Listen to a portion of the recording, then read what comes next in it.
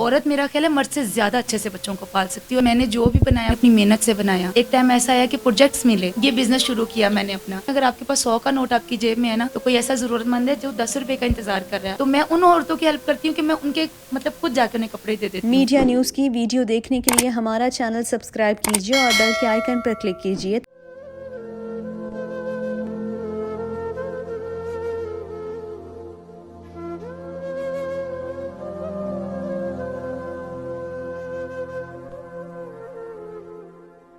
ज़िंदगी का हम सफ़र जब राह में तन्हा छोड़ जाए तो ज़िंदगी कैसे गुज़रती है ये वही जानता है जो ज़िंदगी को गुजारता है। तो हम आज आपको मिलवाने जा रहे हैं एक ऐसी खातून से। आए आप उनसे बात करते हैं और उनसे पूछते हैं कि उन्होंने अपनी ज़िंदगी कैसे गुजारी। आए मेरे साथ।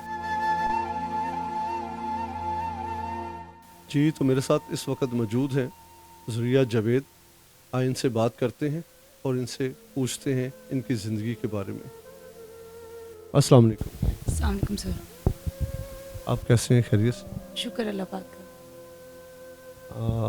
अपनी ज़िंदगी के बारे में कुछ हमें बताएं कि आपकी ज़िंदगी में क्या हुआ और आज जहाँ पर आप खड़ी हैं, ज़रा अपनी ज़िंदगी के बारे में हमें कुछ बताएं।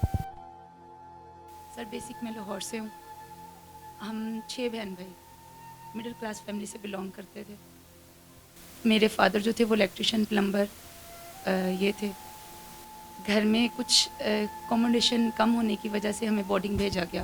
हम सारे बहन भाई बोर्डिंग में पढ़े हैं, जिसके मैं मेरे साथ मेरे 5 बहन भाई और हम बोर्डिंग में रहे। 13 ईयर बोर्डिंग में रही। मैंने 10 साल बोर्डिंग की स्टडी किया, हॉस्टल में रही, और फिर 3 ईयर मैंने वहीं पे एज अ टीचर जो थी अपनी खिदमत अंजाम किया। उसके बाद मेरी शादी हो गई। मेरे पापा को रिसेंटली हार्ट अटैक हुआ और उसके बाद शादी हो गई। मेरी फैमिली में सबसे बड़ी हूँ मैं, तो शादी हो गई। बहावलपुर चले गए। मैं तकरीबन 5-6 साल वहाँ रही। मेरे ससुर डॉक्टर थे होम्योपैथिक के। हस्बैंड मेरे पहले तो जॉब शॉप कर रहे थे स्टार्टिंग में, लेकिन आहिस्ता आहिस्ता जैसे जैसे ज़िम्मेदारियाँ बढ़ना शुरू हुई वैसे वैसे वो जॉब से मतलब दूर होते गए, ज़िम्मेदारियों से दूर होते गए। और एक टाइम ऐसा आया कि मतलब नशा करना शुरू हो गए, ड्रग्स लेना शुरू हो गए। मतलब थोड़ी थोड़ी करते हुए ड्रग्स जो थी वो बढ़ती गई। और मेरे जो ससुर थे, मेरे फादर इन लॉ बहुत सपोर्टिव थे। मेरे बच्चों का और मेरा एक्सपेंस, घर का खर्चा वही करते थे। आफ्टर डेथ 2018 में जब मेरे फादर इन लॉ की डेथ हुई तो लिटरली अकेले रह गया हूँ। मेरे हस्बैंड तो कुछ करते नहीं थे और उनकी लास्ट एज इंजेक्शंस पे चले गई। उस कंडीशन में मेरे लिए बच्चों को संभालना, हस्बैंड को संभालना, घर को संभालना, इट्स टू मच डिफ़िकल्ट। बहुत मुश्किल हो गया था। स्टार्टिंग किया। 3 बच्चे हैं मेरे। बड़ी बेटी मेरी अब 11 साल की है, छोटा बेटा मेरा जो है वो 9 साल का है और सबसे छोटी बेटी वो भी 7 साल की है। तो तकरीबन 7 साल हो गए मुझे ये अपने प्रोफेशनल लाइफ में आते हुए। पहले तो रिसेंटली जॉब स्टार्ट की मैंने। मुझे ये बताएं कि आप बहावलपुर में रही या लाहौर में? लाहौर से पहले बहावलपुर, शादी के बाद मैं बहावलपुर चली गई, वहाँ पे रही। जो भी क्राइसिस थे वहाँ पे देखे। क्राइसिस देखने के बाद जब यहाँ पे वापस आए, एक एफर्ट किया कि अपने आप को चेंज करते हैं। हस्बैंड को भी यहाँ लेके आए। यहाँ के रेंट आउट लेना शुरू किया। रेंट अफोर्ड नहीं कर सकते थे क्योंकि हस्बैंड काम ही नहीं करता था। मैं तो बिल्कुल हाउसवाइफ थी, काम नहीं करती थी। हस्बैंड भी कुछ नहीं करते थे, रेंट नहीं पे कर सकते थे, तो कैसे रहते। अम्मी लोग के घर शिफ्ट हो गए, बच्चों को किसी तरीके स्कूल भेजा। माँ बाप के घर में भी बहुत छोटी जगह, आपको मैंने जैसे कि पहले बताया कि छोटी जगह थी, उसी वजह से मैं बोर्डिंग भेजा गया। अब वहाँ पे उसी घर के अंदर मैं 3 बच्चों के साथ कैसे सरवाइव करती। मुश्किल हो गया। छोटी बेटी 4 माह की थी जब मैंने अपना जॉब स्टार्ट किया।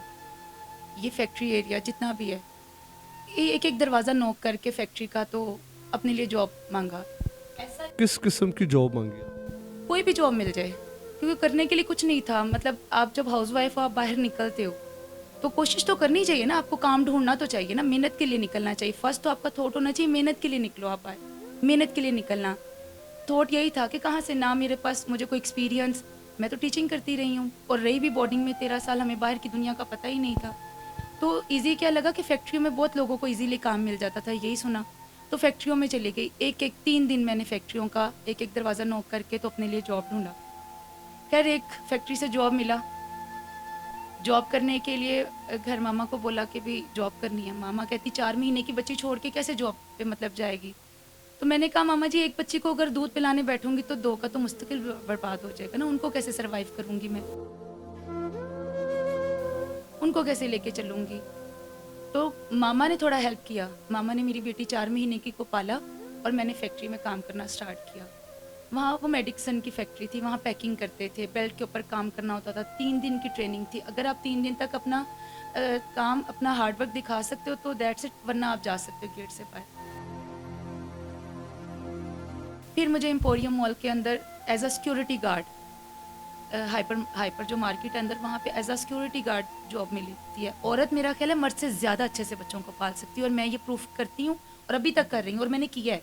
और औरत को तो अल्लाह पाक ने इतनी ज़्यादा हिम्मत दी है ना कि मैं कहती हूँ कि मर्द के आगे औरत की हिम्मत 10 गुना 100 गुना होगी। अच्छा, मुझे ये बताएं कि ये जो आपने काम शुरू किया है ये कपड़ों का, तो ये आइडिया आपके पास कहाँ से आया और इसकी इन्वेस्टमेंट किसने करके दी या कैसे किया आपने शुरू, इसके बारे में कुछ? सर मैंने जो भी बनाया, आपको मैंने पहले बताया कि मैंने अपनी मेहनत से बनाया।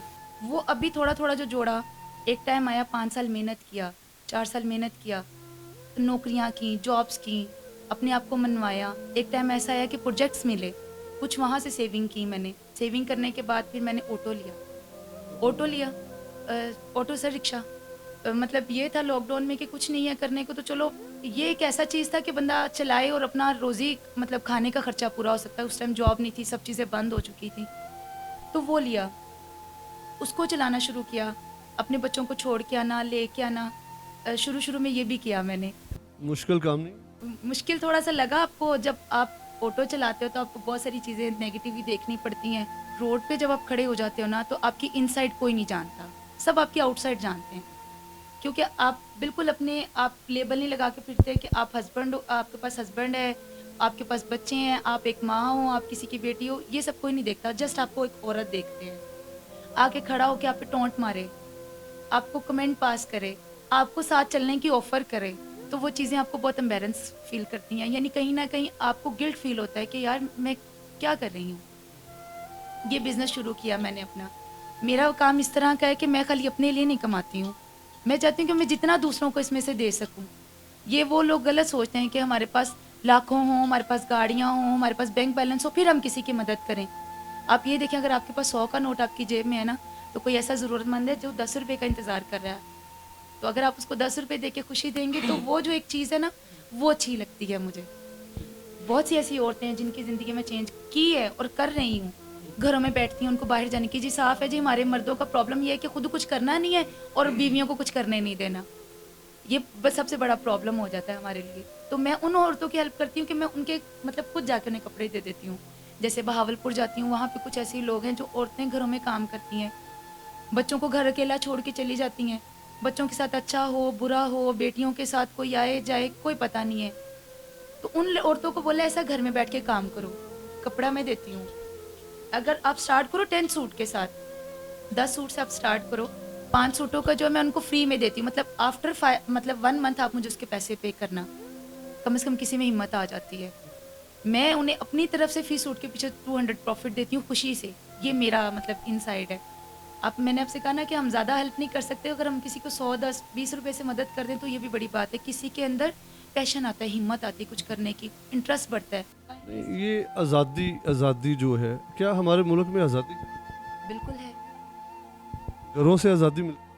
आप पहले अपनी सोच बदलो, जो भी करना है अपने घर से शुरू करो। मैंने अपने घर से किया, मेरे पास कुछ नहीं था, रेंट पे घर ले लिया, क्योंकि अम्मी के घर तो जगह ही नहीं थी। बच्चों को कैसे मतलब सरवाइव करूंगी। अब इतना है कि मतलब थोड़ा बहुत स्टार्टिंग कर सकती हूँ, अपने एक्सपेंस पूरे कर सकती हूँ। अभी बच्चे छोटे थे, रेंट पे अपना घर लिया मैंने। रेंट पे लेने के बाद अपने बच्चों को तो रखा ही रखा, और ऐसे बच्चे भी मेरे पास आए जिनके पास कोई ठिकाना नहीं था। अच्छा, मुझे ये बताएं, ये जो आप बता रही हैं कि अपने बच्चों के साथ साथ दूसरे बच्चों को भी आप पाल रही हैं, ये दूसरे बच्चे कौन हैं और कहाँ से आए? सर ये दूसरे बच्चे ना एक्चुअली पिछले 6-7 साल पहले, बल्कि 8 साल पहले हमारे पास आया था एक बच्चा। वो एक बच्चे की वजह से 5 लोग आए, 3 बच्चे मेरे, एक मैं, 4 लोग, एक बीमार आदमी और 5 बच्चों के साथ 5 लोग, वो तकरीबन 9-10 लोग इस घर में। इतनी सी जगह में, यानी वो बच्चे इस कमरे में अपने बीमार बाप के साथ रहते थे और मैं अपने बच्चों के साथ नीचे। अल्लाह पाक हिम्मत देने वाला है आपको। देख ले कि कैसे नशेबो फराज इनकी ज़िंदगी में आए, खामद ने रास्ते में छोड़ दिया, तन्हा इन्होंने ज़िंदगी का आगाज़ किया और अपनी ज़िंदगी को किस किस चीज़ों से गुजारते हुए इवन कि अपने आप को नहीं, अपने बच्चों और लोगों के बच्चों को भी पाल रही हैं। और इसके साथ साथ औरतों को भी ये पैगाम दिया है कि वो बजाय गलत काम करने के, रोड पे खड़े होने के, वो घरों में बैठ के भी बाइज़्ज़त शोबा इख्तियार कर सकती हैं, काम कर सकती हैं। ये है एक औरत। औरत आज़ादी को नेगेटिव भी ले सकती है और पॉजिटिव भी ले सकती है। ये औरत के अपने इख्तियार में है। तो मुझे इजाज़त दें, देखते रहें मीडिया न्यूज़।